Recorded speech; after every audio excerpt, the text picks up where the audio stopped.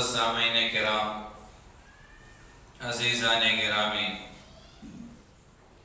تمام تعریفیں اس رب کائنات کے لیے سزاوار ہیں جس رب کائنات نے ہم تمام کو ایک مختصر سی زندگی دے کر دنیا میں بھیجا ہے۔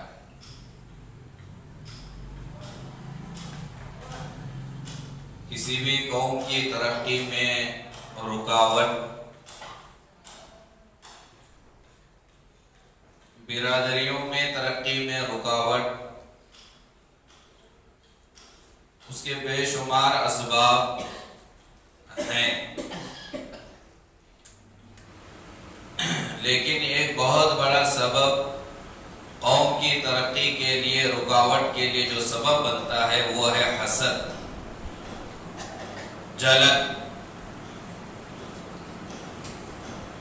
جس قوم میں، جس برادری میں، جس قبیلے میں، جس کے اندر یہ بری بیماری، مہلک بیماری، جلن والی، حسد والی آ جاتی ہے، وہ ترقی نہیں کرتا اور ترقی کرنے بھی نہیں دیتا،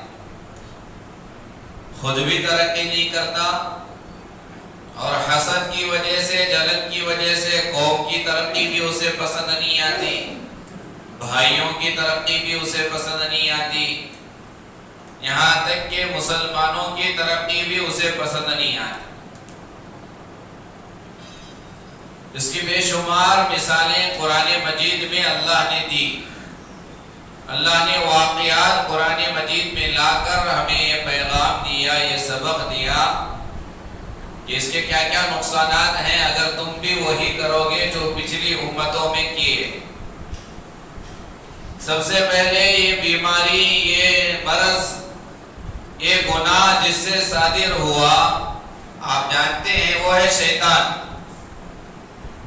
اسے حسد ہوا حضرت آدم علیہ السلام پر، اسے جلن ہوئی حضرت آدم علیہ السلام کو دیکھ کر، میں طاؤس الملائکہ، فرشتوں پر بھی بڑھوتری مجھے حاصل تھی، اب یہ بنا آدم پیدا ہوا مٹی سے اور اس کا مقام و مرتبہ میرے سے بلند ہوا، میرے سے زیادہ اس کا مقام، میں اسے سجدہ کروں۔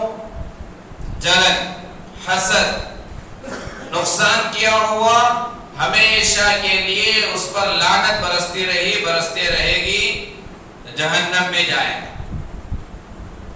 تو شیطان کو اللہ کی نعمت سے، اللہ کی رحمت سے، جنت سے دور کرنے کے لیے سبب جو بنا ہوا ہے تکبر اور حسد، جلن، حضرت آدم علیہ السلام سے حسد، تو یہ اوپر سے ہی چلا رہا ہے حسد والی بیماری۔ یہ قوم میں بہت بڑھ گئی ہے، کسی کی ترقی کسی کو پسند نہیں آتی، کسی نے ٹو ویلر گاڑی خریدی، اب اس کے خلاف آوازیں شروع، بولنا شروع، حسد کرنا شروع۔ کسی نے اپنی بیٹی کا نکاح، مال اللہ نے دیا ہے، لہذا مالدار اگر کسی اچھے طریقے سے ولیمہ کیا بیٹے کا، جلن شروع، باتیں شروع، مختلف ایسی باتیں ابھی بول نہیں سکتے۔ تو یہ بہت بری بیماری، مہلک بیماری قوم میں زیادہ پائی جا رہی ہے۔ عوام تو عوام، علماء میں بھی یہ بیماری آ گئی، کسی حافظ کی ترقی کسی حافظ کو پسند نہیں، کسی عالم کی ترقی کسی عالم کو پسند نہیں، کسی امیر کی ترقی کسی مامور کو پسند نہیں، مامور کی ترقی امیر کو پسند نہیں۔ دینداروں میں بھی حسد آ گیا، علماء میں بھی آ گیا، مالداروں میں بھی آ گیا، تمام میں یہ چیز آ گئی، جلنا۔ اس سے کیا نقصان ہوگا؟ آخرت میں تو نقصان ہوگا ہی، دنیا میں یہ بڑا نقصان ہے کہ خود کی ترقی رک جائے گی۔ کسی اور پر جلنے والا، کسی اور کے مال کو دیکھ کر، کسی اور کے جاہ کو دیکھ کر، کسی اور کے علم کو دیکھ کر، کسی اور کے مقام کو دیکھ کر، کسی اور کے مرتبے کو دیکھ کر اگر کوئی چل رہا ہے، حسد کر رہا ہے، سب سے پہلے اس کا یہ نقصان ہوگا کہ وہ مقام، وہ مرتبہ، وہ مال اللہ اسے کبھی دیتا نہیں، یہ بڑا نقصان۔ تو سب سے پہلے حسد، جلن شیطان نے کیا، پھر حضرت آدم علیہ السلام زمین پر آئے، دیکھو یہ بیماری کہاں سے ہے۔ اب حضرت آدم علیہ السلام کی اولاد کے سسٹم آپ نے سنا، بارہا سنا، بتایا گیا، روزانہ حضرت آدم اور حوا کو اللہ تعالیٰ 2 اولاد دیتے تھے، روزانہ 2 بچے پیدا ہوتے تھے، ایک لڑکا ایک لڑکی، آج ایک لڑکا لڑکی، کل ایک لڑکا لڑکی۔ اور ظاہر بات ہے دنیا کی ابتدا تھی، انسانوں کی ابتدا تھی، نکاح کا جو سسٹم تھا حضرت آدم علیہ السلام کی شریعت میں، آج جو لڑکا پیدا ہوا کل جو لڑکی پیدا ہوگی اس کے ساتھ نکاح، آج کی لڑکی کا نکاح کل کے لڑکے کے ساتھ، آج کے لڑکے کا نکاح کل کی لڑکی کے ساتھ، یہ ان کی شریعت میں تھا۔ وہاں بھائی بہن کا نکاح، اس طرح یہ طریقہ تھا۔ اب وہاں حابیل اور قابیل حضرت آدم علیہ السلام کی 2 اولاد ہیں، 2 بیٹے ہیں، ایک کا نام حابیل ایک کا نام قابیل۔ اب ظاہر بات ہے حابیل کے ساتھ جو لڑکی پیدا ہوئی اس کا نکاح قابیل کے ساتھ ہونا ہے، قابیل کے ساتھ جو لڑکی پیدا ہوئی اس کا نکاح حابیل کے ساتھ ہونا ہے۔ لیکن حابیل کے ساتھ جس کا نکاح ہونا تھا قابیل کے بہن کا، قابیل کے ساتھ پیدا ہونے کا، وہ تو بڑی خوبصورت تھی، اور حابیل کے ساتھ پیدا ہونے والے کی خوبصورتی اتنی زیادہ نہیں تھی۔ اب یہاں قابیل کو حسد ہوا، جلن، یہ خوبصورت لڑکی اس کے نکاح میں جائے گی، اور وہ لڑکی خوبصورت نہیں ہے حابیل کے ساتھ پیدا ہونے والی، وہ میرے نکاح میں آئے گی۔ ابھی یہ حسد اتنا بڑا کہ اسی حسد کی بنیاد پر، جلن کی بنیاد پر قابیل نے حابیل کو شہید کیا، قتل کیا۔ اور اللہ کے نبی علیہ السلام نے فرمایا قیامت تک جتنے بھی قتل ہوں گے، جتنے بھی معصوم مریں گے، سب کا گناہ قابیل کو دیا جائے، کیونکہ قتل کی ابتدا، اس قتل کرنے والے گناہ کی ابتدا اگر دنیا میں کسی نے کی، قابیل نے کی، لہذا اس قتل کے بعد قیامت تک جتنے بھی معصوم مارے جائیں گے سب کا گناہ قابیل کو ملے گا۔ گناہ کی ابتدا کرنے والے کو یاد رکھنا، موجودہ زمانے میں اگر ہم نے کوئی ایسا گناہ کا کام کیا جو گناہ کا کام دنیا میں رائج نہیں تھا، ہمارے اس کام کے کرنے کے بعد اگر قوم اس کام میں ملوث ہوگی، وہ گناہ کرتی رہی، جتنے بھی لوگ وہ گناہ کریں گے سب سے پہلے جس نے اس گناہ کو کیا اس سے ان تمام کا گناہ ملے گا۔ حدیث ہے، اللہ کے نبی علیہ السلام نے فرمایا۔ تو سب سے پہلے قتل قابیل نے کیا، قیامت تک قتل کا گناہ جتنے بھی مقتول ہوں گے سب کا گناہ قابیل کو ملے گا۔ لیکن قتل تک پہنچانے والی چیز کون سی تھی؟ قابیل اتنا بڑا جرم کیسے کیا؟ وہ کیا وجہ تھی قابیل نے حابیل کو مارا؟ علماء نے لکھا ہے حکمت اس کی باریکیوں میں کہ قابیل کے اندر جلن، حسد پیدا ہوا، یہی حسد قتل تک لے کر گیا۔ بہت بڑی مہلک بیماری حسد کرنا، جلنا۔ ہاں، اور اس سے بڑی اور کون سی مثال ہو سکتی ہے؟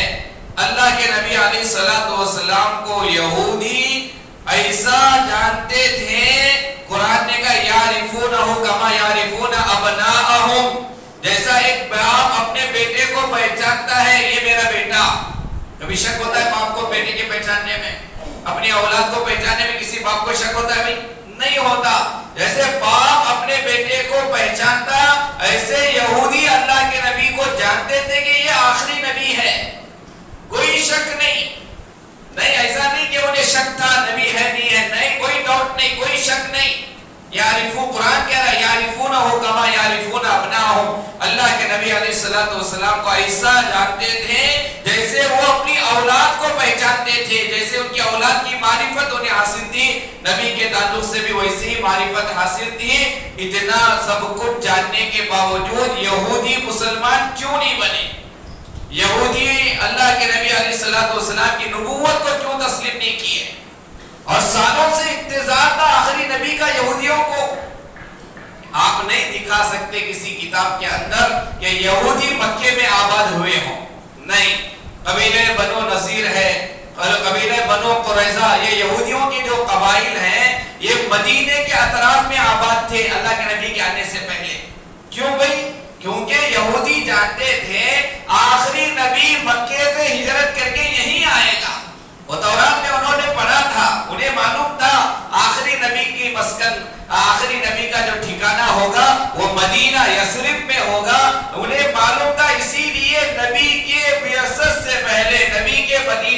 آنے سے پہلے یہودی مدینے میں آباد ہو گئے تھے، ان کے قبائل آباد ہو گئے تھے. کیوں؟ کیونکہ جب آئیں گے نبی یہاں، لہذا ہم ان کی تابعداری کریں گے، اتباع کریں گے، ان کی نبوت کو تسلیم کریں گے. یہ سب کچھ پہلے سے یہاں تک لکھا ہے کتابوں میں.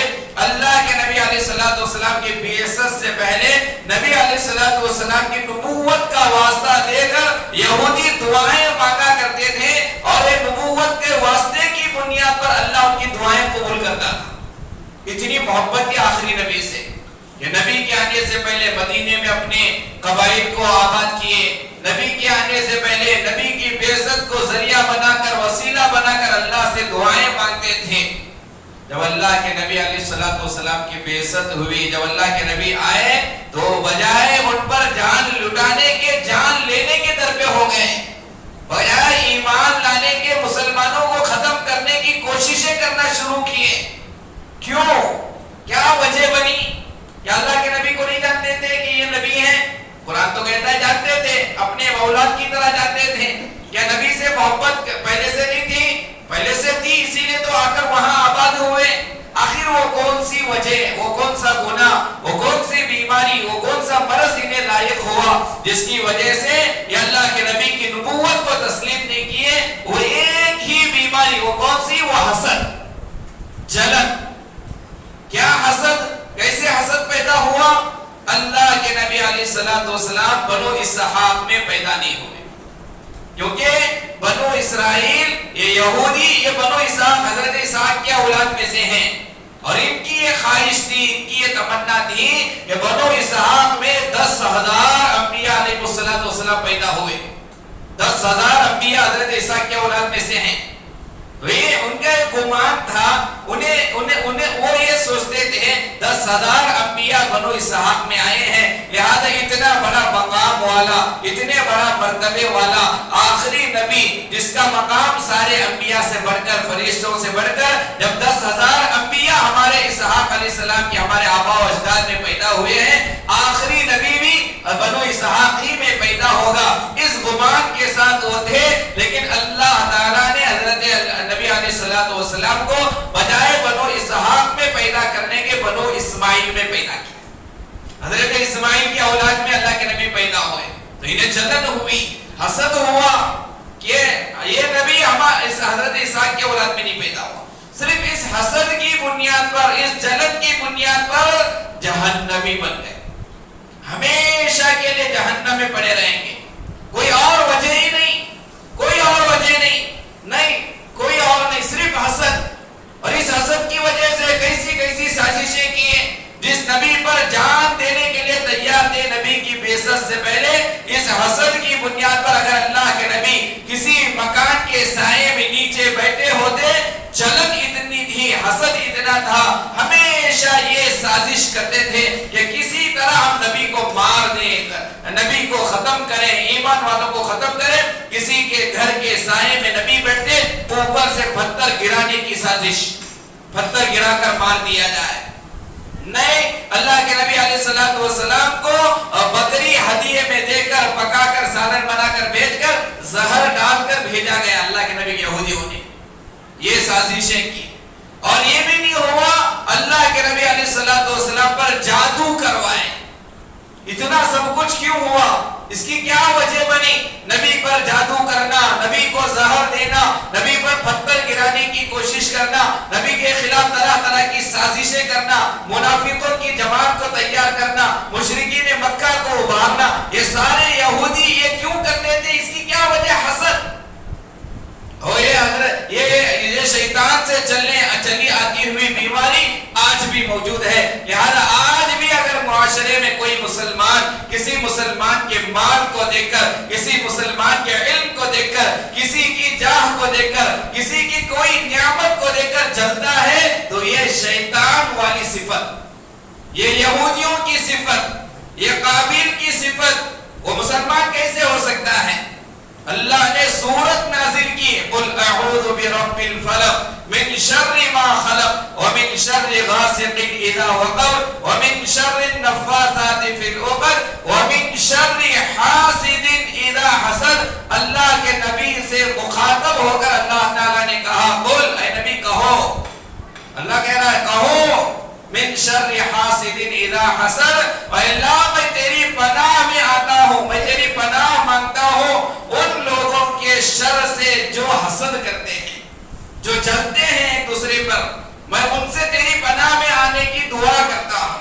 ومن شر حاسد اذا حسد، یہ بہت بڑی عید لگتی بہت آسان ہے لیکن بہت مہلک بیماری ہے، یہ نیکیوں کو ختم کرنے والی بیماری ہے، اور اسی لیے علماء نے لکھا ہے حسد کرنے والا حاسد وہ دنیا میں بھی جلے گا آخرت میں بھی جلے گا، وہ دنیا میں بھی جلے گا وہ آخرت میں بھی جلے گا۔ دنیا میں کیسے جلے گا؟ ظاہر بات ہے اللہ نے کسی کو اچھی بیوی دیا، اس کی بیوی کو دیکھ کر یہ جلتا رہے گا۔ اللہ نے اگر کسی کو گاڑی سواری دیا، اس کی سواری کو دیکھ کر یہ جلتا رہے گا۔ اللہ نے کسی کو نیک صالح اولاد دیے، اس کی اولاد کو دیکھ کر یہ جلتا رہے گا۔ اس کی پوری زندگی جلتے جلتے ختم ہو جائے، اسے سکون ہی نہیں ملے گا، کیونکہ اس کا کام جلنا، اس کا کام حسد کرنا۔ محلے میں کسی کو اللہ نے کوئی نعمت دی، جلے گا۔ علاقے میں کسی کو اللہ نے نعمت دی، جلے گا۔ بڑے بھائی کو کوئی اللہ نے نعمت دی، جلے گا۔ چھوٹے بھائی کو اللہ نے کوئی نعمت دی، جلے گا۔ پوری زندگی جلتے جلتے ختم ہو جائے گا، یہ دنیا میں بھی جلے گا، اور اس حسد کی بیماری کی وجہ سے آخرت میں بھی جہنم کی آگ میں جلے گا، وہاں بھی جلنا یہاں بھی جلنا۔ اگرچہ کہ وہ نمازی کیوں نہ ہو، اگرچہ کہ وہ روزے دار کیوں نہ ہو، اگرچہ کہ وہ حاجی کیوں نہ ہو، اگرچہ کہ وہ بار بار عمرہ کرنے والا کیوں نہ ہو، صدقہ خیرات کرنے والا کیوں نہ ہو، اللہ کے نبی علیہ السلام نے کہا اس کے صدقے کی نیکیاں، نماز کی نیکیاں، روزے کی نیکیاں، قرآن مجید کی تلاوت کی نیکیاں، یہ ساری نیکیاں اس کے حسد کی وجہ سے ساری نیکیاں ایسے ختم ہو جاتی ہیں جیسے سوکھی لکڑی کو آگ ختم کرتی ہے۔ سوکھی لکڑی کو آگ میں ڈالنے سے وہ آگ سوکھی لکڑی کو جیسے کھا جاتی ہے، حسد ساری نیکیوں کو ایسے ہی کھا جاتا۔ کتنی مہلک بیماری۔ رات پر قرآن مجید کی تلاوت کیا، تہجد پڑھا، صبح میں اٹھ کر کسی کی نعمت کو دیکھ کر جلا، رات بھر کی نیکیاں ختم۔ روزے سے تھا، حسد میں مبتلا ہوا، جلتا رہا کسی کی نعمت کو دیکھ کر، ساری نیکیاں ختم۔ تو ساری نیکیاں ختم، گناہ لازم۔ اسی لیے اس بیماری سے بچنا، اور اللہ تبارک و تعالی حاسدین کے جن لوگوں پر جلتے ہیں، لہذا کسی کے جلنے کی وجہ سے نیک لوگ اپنی نیکیاں کرنے میں پیچھے نہیں ہٹنا۔ جلنے والوں کو جلنے دینا، جلنے والوں کا جواب نہیں دینا، جلنے والوں کو اور نیک کام کر کے اور جلانا، حسد کرنے والوں کو جواب نہیں دینا۔ اللہ کے نبی علیہ السلام جواب نہیں دیے، ہمارے اکابرین جواب نہیں دیے۔ ان کا جواب یہی ہے کہ وہ جس نعمت کو دیکھ کر جل رہے ہیں، آپ اس نعمت کے اوپر شکریہ ادا کریں اور اس نعمت کو اور مزید بڑھائیں، اور جلے گا اسے وہی تکلیف دیں آپ۔ اور جتنا جو بندہ دیندار ہوگا، نیک ہوگا، اس کے حاسدین بہت زیادہ ہوں گے۔ اسی لیے کسی اللہ والے سے کسی نے پوچھا کہ بھئی دنیا میں سب سے برا انسان کون؟ سوال کیا گیا، سب سے برا، اس سے بڑا برا کوئی نہیں، سب سے برا انسان کون بتاؤ؟ پوچھا گیا سب سے برا کون؟ جھوٹ بولنے والا؟ کہا نہیں۔ سب سے برا کون؟ نماز چھوڑنے والا؟ کہا نہیں۔ سب سے برا کون؟ اس سے بڑا برا کوئی نہیں، سب سے بڑا برا کون؟ تو جواب میں کہا گیا سب سے برا انسان وہ ہے جس کے اوپر جلنے والا کوئی نہیں، جسے دیکھ کر کوئی جلنے والا نہیں، حسد کرنے والا نہیں، وہ دنیا کا سب سے برا انسان۔ سمجھ میں آنے والی بات نہیں؟ جسے دیکھ کر کوئی جل رہا نہیں، جسے دیکھ کر کوئی حسد نہیں کر رہا، وہ انسان دنیا کا سب سے برا انسان۔ آخر یہ کیسے؟ اس کا جواب یہ ہے اسی انسان کو دیکھ کر لوگ جلتے ہیں، اسی انسان پر لوگ حسد کرتے ہیں جس کے اندر کوئی نہ کوئی خوبی ہو، جس کے پاس کوئی نہ کوئی نعمت ہو، جس کے پاس کوئی نہ کوئی اچھی صفت ہو، جس کے پاس کوئی نہ کوئی خوبی ہو، کوئی نہ کوئی نعمت ہو، اس نعمت کو دیکھ کر، اس خوبی کو دیکھ کر، اس صفت کو دیکھ کر لوگ جلتے ہیں۔ اب جب کسی انسان کو دیکھ کر کوئی جل نہیں رہا، کوئی حسد نہیں کر رہا، تو اس کا مطلب یہ ہے کہ اس انسان کے پاس کوئی خوبی ہی نہیں ہے۔ وہ پائخانے کو دیکھ کر کوئی جلتا ہے؟ بری گندی چیز کو دیکھ کر کوئی جلتا ہے؟ نہیں جلتا۔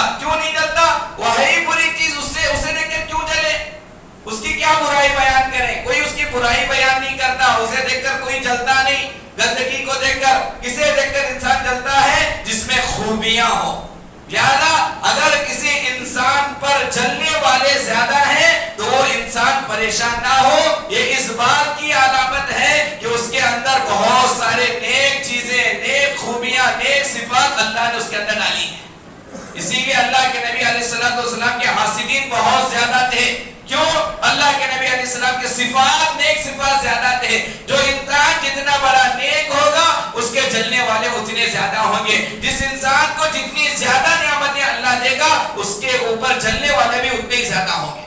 حضرت امام اعظم ابو حنیفہ رحمۃ اللہ علیہ امام اعظم کہا گیا. امام اعظم یعنی بڑا امام, سب سے بڑا امام, امام اعظم, فقہا میں بڑا امام ابو حنیفہ رحمۃ اللہ علیہ. اتنا بڑا علم والا, ظاہر بات ہے اتنے بڑے علم والے تھے, اتنے بڑے فقیہ تھے, تو اس زمانے کے لوگ بھی اتنے زیادہ ان کے اوپر جلنے والے حاسدین بھی بہت زیادہ, حسد کی انتہا کر دی تھی حضرت امام اعظم ابو حنیفہ رحمۃ اللہ علیہ پر. حضرت امام اعظم ابو حنیفہ رحمۃ اللہ علیہ مرتبہ بیٹھے ہیں مجلس میں, سوال و جواب کی مجلس ہو رہی ہے, لوگ سوال پوچھ رہے ہیں, حضرت امام صاحب جواب دے رہے ہیں. ایک حاسد آیا مجلس میں, حسد, امام صاحب کے بارے میں جلن تھی, حسد تھا, آیا, آ کر امام صاحب کے سوال و جواب کی مجلس میں بیٹھا اور دل میں یہ خیال پیدا ہوا, آج امام صاحب کو ایسا سوال کرو جس کا جواب یہ نہ دے سکے, شرمندہ ہو جائے. ہاں, یہ شرمندگی انہیں محسوس ہو. امام صاحب کو شرمندہ کرنے کی نیت سے مجلس میں بیٹھا اور بیٹھ کر ایک دم گھٹیا سوال حضرت امام صاحب سے کیا. حضرت امام اعظم ابو حنیفہ رحمۃ اللہ علیہ سے پوچھا, امام صاحب آپ اتنے سوالات کے جوابات دے رہے ہو, میرا بھی ایک سوال ہے, میرے ایک سوال کا جواب دینا. پوچھا امام صاحب نے, کیا سوال؟ اس نے کہا پائخانہ میٹھا ہوتا ہے یا کیسا ہوتا ہے؟ پائخانے کا ذائقہ بتائیں, پائخانے کا ذائقہ کیسے ہوتا ہے آپ بتائیں. تو کتنا گھٹیا سوال, کتنا گندا سوال امام صاحب سے کرا, امام اعظم ابو حنیفہ سے. حاسد, حسد, جلنے والا امام صاحب, ماشاءاللہ اللہ نے حضرت امام صاحب کو بڑا صبر, بڑا تحمل عطا کیا تھا. امام صاحب نے کہا پائخانے کا ذائقہ میٹھا ہوتا ہے. اب وہ تو حاسد تھا, جلنے والا تھا. فوراً اس نے حسد کی بیماری میں مبتلا انسان نے کہا, کیا آپ چکر دے گے ہو؟ حضرت امام صاحب سے کہا. حضرت امام صاحب نے کہا نہیں, ہر چیز کا جواب چکر سے نہیں, چکنے سے نہیں ہوتا. میٹھی چیز پر مکھیاں بیٹھتی ہیں, پائخانے پر بھی مکھیاں بیٹھتی ہیں, تو لہذا اس کا ذائقہ میٹھا ہوتا ہے. اگر تجھے یقین نہیں ہے تو چکر دیکھ لے. میں ایکسٹرا جواب دے رہا ہوں, امام صاحب نہیں دیے تھے, تو وہ تو امام صاحب تھے, ان کا جواب اتنا ہی تھا. بہرحال تو جس زمانے میں جس کے پاس جتنی نعمتیں, جتنی خوبیاں, اس پر جلنے والے اتنے زیادہ. امام صاحب ابو حنیفہ رحمۃ اللہ علیہ کہ لکھا ہے, حضرت امام صاحب کی والدہ کا انتقال ہوا. امی کا انتقال پر بیٹے کو کتنا رنج ہوا ہوگا, کتنا غم ہوا ہوگا. والدہ کا انتقال ہوا, امام صاحب رحمت اللہ علیہ کی خدمت میں ایک حاسد جلنے والا آیا. آ کر امام صاحب سے کہا, امام صاحب میں آپ کی والدہ سے نکاح کرنا چاہتا ہوں, میں آپ کی امی سے نکاح کرنا چاہتا ہوں. دیکھو حاسدین ایسے بھی ہوتے ہیں دنیا میں. تو امام صاحب رحمت اللہ علیہ نے کہا میری والدہ بڑی ہے, بالغہ ہے. ہاں, شریعت نے کہا کہ جب عورت بڑی ہو جاتی ہے, بالغ ہو جاتی ہے, اس کا نکاح کرنا ہے تو اس کی اجازت لینا پڑے گا. لہذا اگر تو میری والدہ سے نکاح کرنا چاہتا ہے کوئی بات نہیں, میں تیرا پیغام میری والدہ کو سناتا ہوں, میری والدہ راضی ہو گئی تو میں تجھے آ کر جواب دوں گا. یہ ہے صبر امام صاحب کا. تو کہا ٹھیک ہے. اب امام صاحب اپنے گھر جانے لگے. اللہ تبارک, کیونکہ ولی ہے, من عادانی ولیًا فقد آذنتہ بالحرب. اللہ تعالیٰ کہتا ہے جس نے میرے ولی سے دشمنی کی, اللہ کہتا ہے میں اس کے ساتھ جنگ کروں گا. وہ میرے ساتھ لڑنے کے لیے آئے. امام صاحب جواب دے کر گھر جانے لگے. اللہ تبارک و تعالیٰ نے وہیں پر اس کی موت کی گھاٹ اتار دی, وہیں اس کا تڑپ تڑپ کر انتقال ہوا. امام صاحب نے دیکھا کہ اس کا انتقال ہوا تڑپ تڑپ کر. اس کے بعد امام صاحب کی زبان سے جملہ نکلا, قتلہ صبری, میرے صبر نے اسے قتل کیا, میرے صبر نے اسے قتل کیا. بہرحال جو جتنا زیادہ خوبیوں والا, جو جتنا زیادہ نعمتوں والا ہوگا, اس پر جلنے والے بھی بہت زیادہ ہوں گے.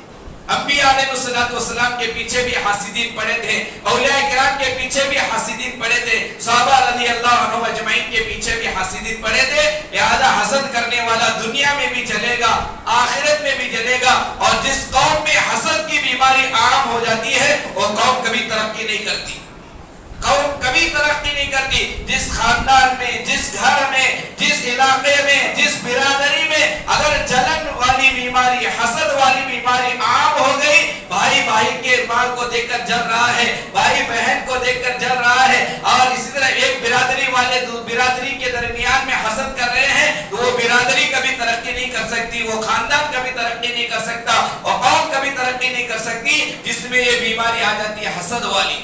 लिहाजा वो दुनिया में भी जलेगा, आखिरत में भी जलेगा। लिहाजा दुआओं में ये दुआ मांगनी चाहिए, अल्लाह मुझ मेरा शुमार हासिदीन में से ना फरमा। कैसे बचेंगे इस बीमारी से? क्योंकि इंसान की फितरत है, लामुहाला हमने देखा कि सामने वाले की आवाज अच्छी है, अब देखकर जलन महसूस होने लगी। हमने देखा सामने वाले ने गाड़ी खरीदी है, देखकर जलन महसूस होने लगी। सामने वाले को अल्लाह ने खूबसूरत बीवी दी है, देखना नहीं चाहिए, देख लिए, जलन महसूस होने लगी। सामने वाले की नियामत को देखकर जब हमें ये महसूस हो रहा है कि ये मुझे जलन हो रही है, इस बीमारी को बचने का इलाज उलमा ने किताबों में लिखा है, वो जैसे ही आपको महसूस हो कि मुझे जलन हो रही है, फौरन उस वक्त में जिसके ताल्लुक से तुम्हें जलन हो रही उसे दुआ दे, अल्लाह तुझे और दे।